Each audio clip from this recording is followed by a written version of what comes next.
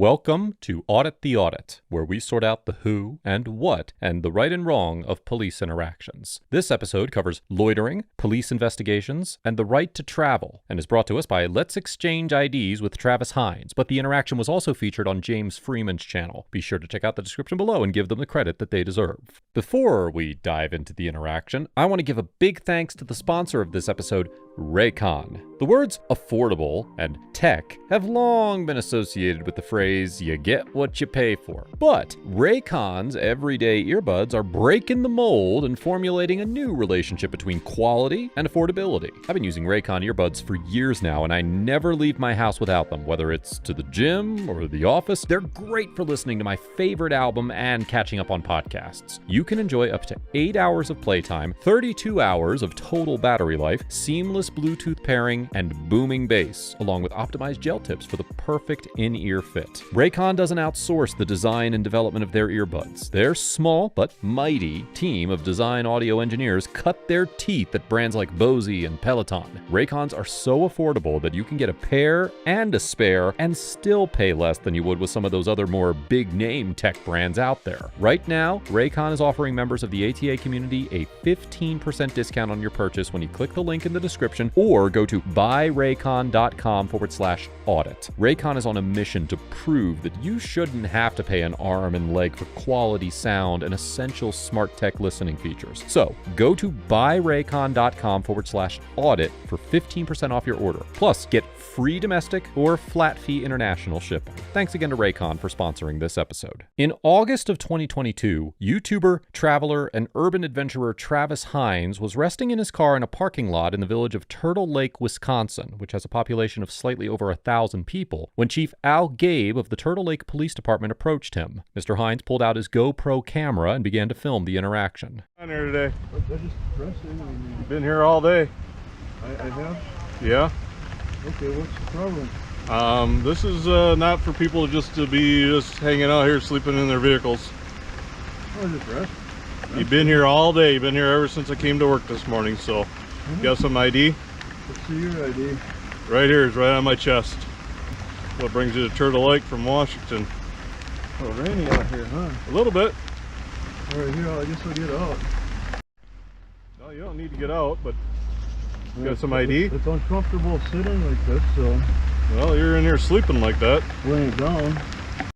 Got some ID? What's the law about... You can't loiter in our town. Okay, is that what ordinance you marked there? That's our village ordinance. Chief Gabe tells Mr. Hines that he is violating the village's loitering ordinance by remaining parked in a public parking area for an extended period of time. Section 11-2-4 of the Turtle Lake Village Code defines loitering as sitting, standing, loafing, lounging, wandering, or strolling, quote, in an aimless manner, or stopping, pausing, or remaining in an area, quote, for no obvious reason. However, in this context, the ordinance only prohibits loitering after being ordered to leave, stating that, quote, no person shall loiter in or about any public street, public sidewalk, street crossing, alley, bridge, parking lot, or other place of assembly or public use after being requested to move by any law enforcement officer, and requires that, quote, upon being requested to move, a person shall immediately comply with such a request by leaving the premises or area thereof at the time of the request. For this reason, a court would probably conclude that Mr. Hines could not violate the loitering statute by simply parking in a public parking lot, even if his conduct fit the definition of loitering under the ordinance, as a police officer had not asked him to move. Likewise, loitering laws such as this one have a long history of constitutional challenges, and it is likely that a court would determine that this ordinance is, quote, void for vagueness under the Due Process Clause of the 5th and 14th Amendments. As the Supreme Court explained in the 1983 case of Collender versus Lawson, quote, vagueness may invalidate a criminal law for either of two independent reasons. First, it may fail to provide the kind of notice that will enable ordinary people to understand what conduct it prohibits. Second, it may authorize and even encourage arbitrary and discriminatory enforcement. Courts have held various loitering laws to be unconstitutionally vague for both of these reasons. And in the 1998 case of Chicago versus Morales, the Supreme Court invalidated an ordinance that prohibited individuals that the police believed to be gang members from loitering in public because it left too much room for arbitrary and discriminatory enforcement by officers. Because the ordinance defined the term loiter as, quote, to remain in any one place with no apparent purpose, the court argued that the law gave too much discretion to law enforcement, stating that, quote, the no apparent purpose standard for making that decision is inherently subjective because its application depends on whether some purpose is apparent to the officer on the scene. Presumably, an officer would have discretion to treat some purposes, perhaps a purpose to engage in idle conversation or simply to enjoy a cool breeze on a warm evening, as too frivolous to be apparent if he suspected a different ulterior motive. Given the similarities in wording between the loitering statute in the Morales case and the Turtle Lake Ordinance, which defined loitering as remaining in an area, quote, for no obvious reason, it is highly probable that a court would hold that the Turtle Lake Loitering Ordinance was also unconstitutionally vague. Bottom line, just get in your car and get out of Turtle Lake. Simple as that. Yeah, I mean, I'll be making my way out, but No, now. I'm not now. We're done. We're done here. If you don't want to cooperate, Well- just get in your car and leave. Are you a chief or I'm something? the police chief. Yes, I am. All right, good job. So it's not an elected position. We're not here to debate who I am, what I'm doing. I told you who I am. I told you I was the Turtle Lake Police Department when I arrived. Okay. Oh yeah, and were you called or No? you just come up on your own? It doesn't matter. Hey, You've give been me a here. I hard told time. you I've been here all day. You've been here all day. You have. Mr. Hines asks Chief Gabe whether he got a call about his vehicle being parked in the lot or if he decided to approach him on his own accord. While many police investigations start with calls from citizens reporting suspicious or criminal behavior, officers are free to initiate investigations based on their own personal observations. In fact, the infamous 1968 case of Terry versus Ohio, in which the Supreme Court held that officers have the constitutional authority to briefly detain individuals based on reasonable suspicion of criminal activity, upheld an investigative detention based solely on an officer's observations of unusual conduct by two men on a public street. In this situation, assuming for the sake of illustration that Mr. Hines was parked in a public parking lot where he was not legally permitted to be, a court would likely conclude that Chief Gabe's visual observations of the vehicle would be sufficient to establish reasonable suspicion without a complainant's involvement. However, the analysis could change under different circumstances. For instance, in most situations, an officer who observed a car in a privately owned parking lot would not have grounds to believe that the vehicle was parked there without authorization, and therefore typically would not have reasonable suspicion to detain the vehicle or the driver, absent a citizen complaint. When determining if a investigatory detention is constitutional, the key question is whether the officer had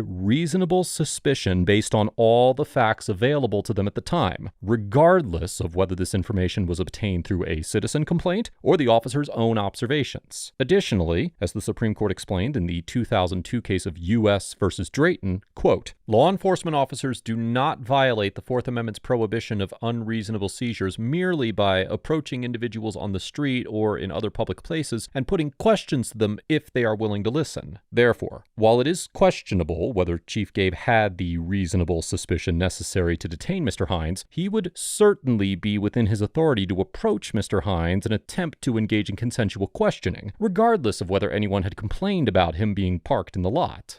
Okay. Don't turn my words around. Well, We're not going to play the game. we've all been here. I mean, for a Right while. now, we're asking you to leave our town completely. Who's we? You didn't get The elected. village board put me in charge of enforcing the ordinance, so Okay. the village board tells me that they You don't want gotta- people loitering in this town. If you don't want to ID yourself, just get in your car and let's be gone. We're not here to debate it. You need to leave. Need to be leave. You need to leave. You guys are really crazy. No, we're not. I mean, this is a You regular. don't want to ID yourself, so let's get back in your car, take your stuff, and head out of here. I'm willing to exchange information with you. I mean, if you want to exchange information, I mean, I could do that with you. So, what do we got here? You only have a name tag, huh? Let's take your stuff and get in your car. Let's go.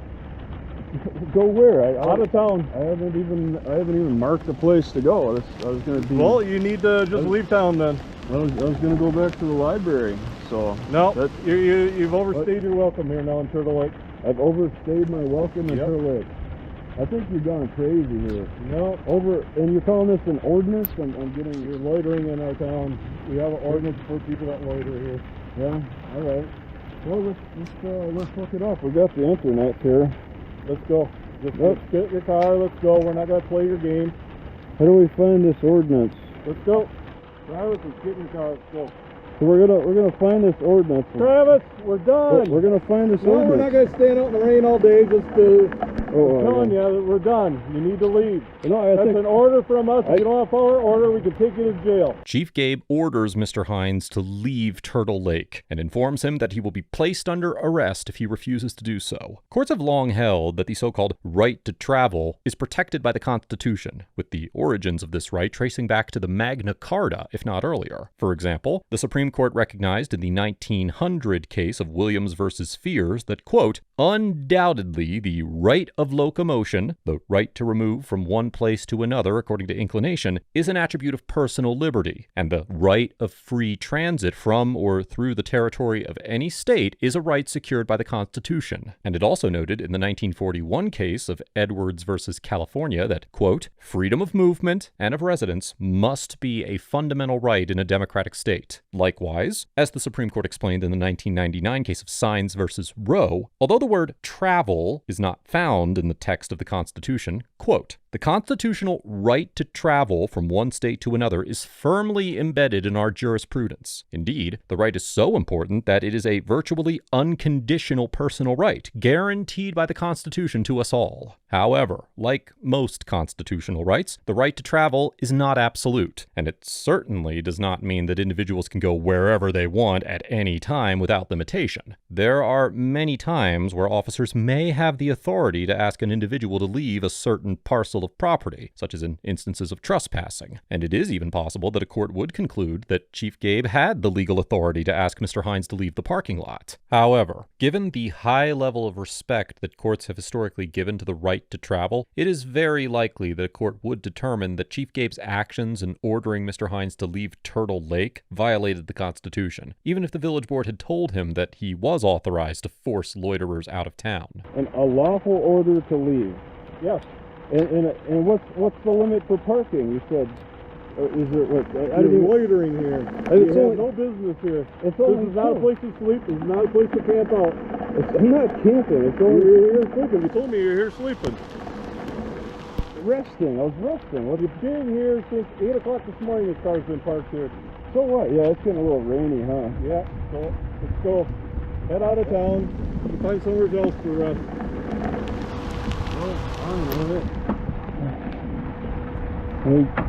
These things are really, I don't want to stand out here.